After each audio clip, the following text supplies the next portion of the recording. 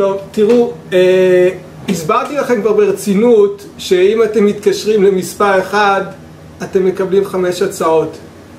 ואם עד עכשיו לא הבנתם את זה, באמת אין לי שום דרך אחרת להסביר לכם כמה זה פשוט ונוח. אז אני נשאר פה בינתיים עם הנייר דבק שלי והקרטונים שלי, ואתם תעשו מה שאתם רוצים. מבחינתי זה בסדר. יאללה ביי!